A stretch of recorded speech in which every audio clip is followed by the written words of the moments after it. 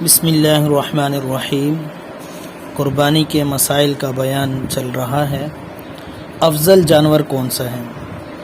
اس میں تھوڑی سی تفصیل ہے کہ اگر فقراء، نادار اور ضرورت مند لوگ زیادہ ہوں تو زیادہ گوشت والا جانور افضل ہے، اور اگر ضرورت مند لوگ کم ہوں تو پھر جس جانور کی قیمت زیادہ ہو اور گوشت عمدہ ہو وہ افضل ہے۔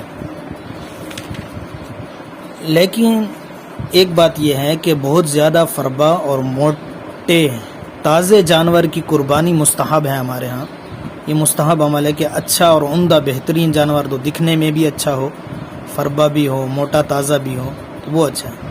چنانچہ ایک فربا موٹے تازے بکرے کی قربانی دو کمزور دبلے پتلے بکرے کی قربانی سے افضل ہے، بشرطے کہ گوشت خراب نہ ہو۔ جو فربا جانور ہے وہ موٹا تازہ ہے، اس کا گوشت بھی خراب نہ ہو، اس میں کوئی عیب نہ ہو۔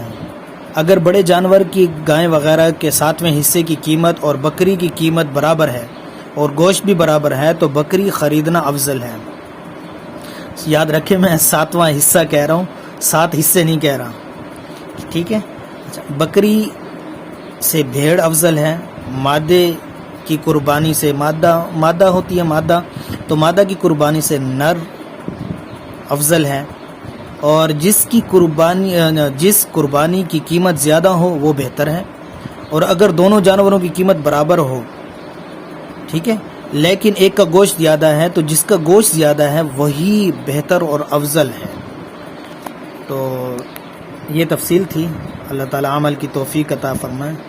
واللہ اعلم بالصواب۔